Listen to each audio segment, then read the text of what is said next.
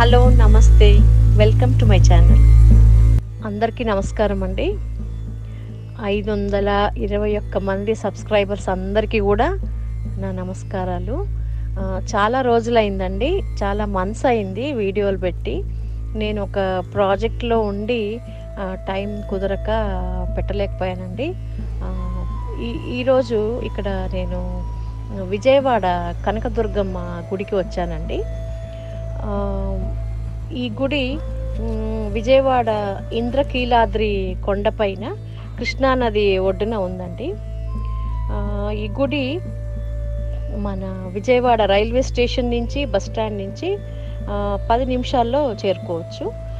And Gannavaram airport నుంచి ఒక 20 కిలోమీటర్ల దూరంలో ఉంటుంది ఈ గుడి. ఈ గుడి టైమింగ్స్ వచ్చి దర్శనం వేళలు ఉదయం మార్నింగ్ 4 గంటల నుంచి రాత్రి 10 గంటల వరకు తెరిచుంటుంది. అందులో రకరకాలైన దర్శన టికెట్లు కూడా ఉన్నాయి. ఉచిత దర్శనం ఉంది, 300 రూపాయలది ఉంది, 500 రూపాయలు ఉంది. అంతరాలయం లోపల వెళ్ళాలంటే 300, 500 తీసుకోవచ్చు. సో అలా ఈ గుడికి ఇక్కడ రావటం జరిగిందండి. ఈ గుడి బయట అంతా ఇలా షాప్స్ ఉంటాయండి. మనకి పూజా సామాన్లు, అమ్మవారికి చీరలు, పట్టు వస్త్రాలు ఎవరికి తోచిన విధంగా వాళ్ళంతా కొనుక్కోవచ్చు. ఇక్కడ ఈ లైన్గా ఇక్కడ టెంపుల్స్ ఉంటాయండి. ఈ లెఫ్ట్లోనేమో గుహలు ఉంటాయండి. ఈ గుహలు కూడా చూసుకోవచ్చు లెఫ్ట్లో. తర్వాత అక్కన్న మాదన్న గుహలు అన్నమాట.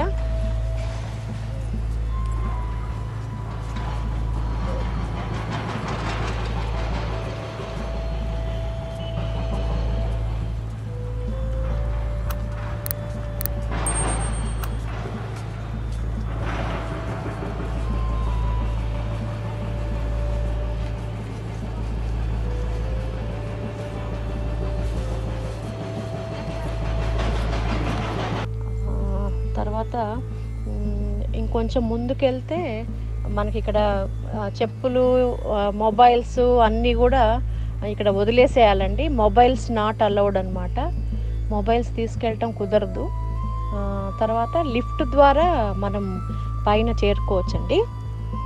కొంతమంది లిఫ్ట్ ద్వారా వెళ్తారు, కొంతమంది మెయిన్ గేట్ నుంచి వెహికల్స్ పెట్టి టెంపుల్స్దే బస్సెస్ ఉన్నాయండి, ఫ్రీ బస్సెస్ పైకి తీసుకొస్తాయి అన్నమాట. సో నేనైతే ఈ లిఫ్ట్ నుంచి వెళ్తున్నానండి. అయితే ఈ గుడి గురించి చిన్న కథ ఉందండి. అదేంటంటే ఈ కాళికా పురాణంలో ఈ గుడి ప్రస్తావన ఉందండి. ఈ అమ్మవారు ఇక్కడ స్వయంభూ దేవతగా వర్ణించబడింది. ఇంద్రకీల అనే మహర్షి తపస్సు చేస్తుండగా ఈ కొండ మీద తపస్సు చేస్తుండగా మహిషాసురుడు అనే రాక్షసుడు వచ్చి వీళ్ళని వేధిస్తూ ఉండేవాడు అనమాట. వేధిస్తున్నప్పుడు వీళ్ళు అమ్మవారిని కొలవగా అమ్మవారు ప్రత్యక్షమయ్యి ఆయనకి వరం ఇచ్చి మహిషాసురుడిని సంహరించడం జరిగింది. అప్పుడు ఆ మహర్షి దేవిని కొలిచి ఇక్కడే కొలువై ఉండి మమ్మల్ని రక్షించమ్మా, మాకు తోడుగా ఉండు అని వేడుకోగా అమ్మవారు ఇక్కడే కొలువయ్యారు అని ఇక్కడ పురాణం చెప్తున్నారు. ఇక్కడ అమ్మవారు 4 ఫీట్ హైట్లో అండి, 4 అడుగుల హైట్లో మంచిగా నగలు, దగదగ మెరిసే నగలు, పూలు ధరించి 8 చేతులతో ఆయుధాలు ధరించి మనకి నవ్వుతూ దర్శనం ఇస్తుంది.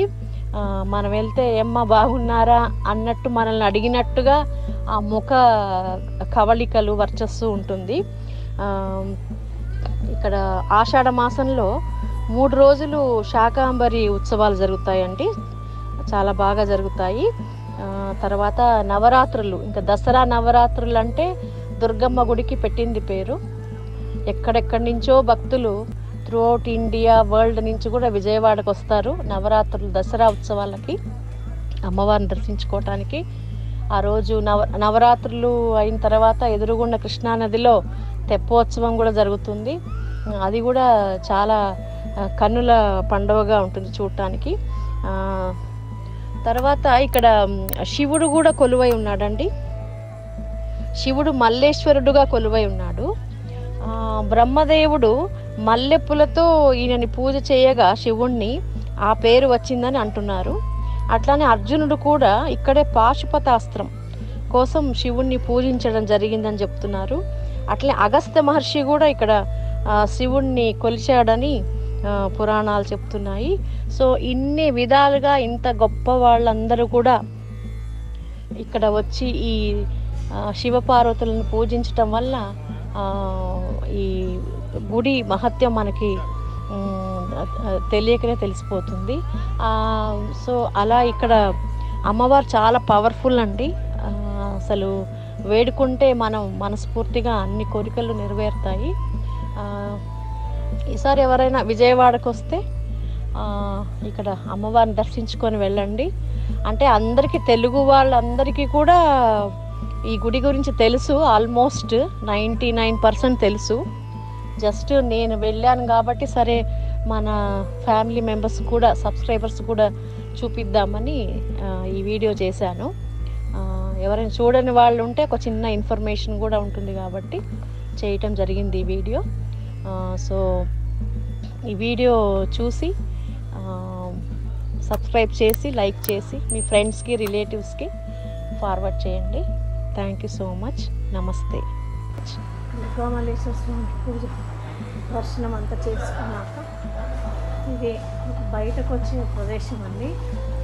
ఈ దారిలోనే మనకి సుబ్రహ్మణ్య స్వామి గుడి కూడా ఉంటుంది.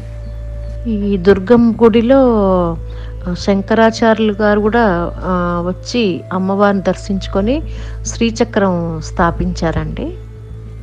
ఈ గుడి లోపల మెయిన్ ఎంట్రన్స్ దగ్గర మహాగణపతి కొలువై ఉన్నాడండి. చాలా పెద్ద మహాగణపతి. తర్వాత లోపల వల్లి దేవసేన సమేత సుబ్రహ్మణ్య స్వామి కూడా కొలువై ఉన్నాడు.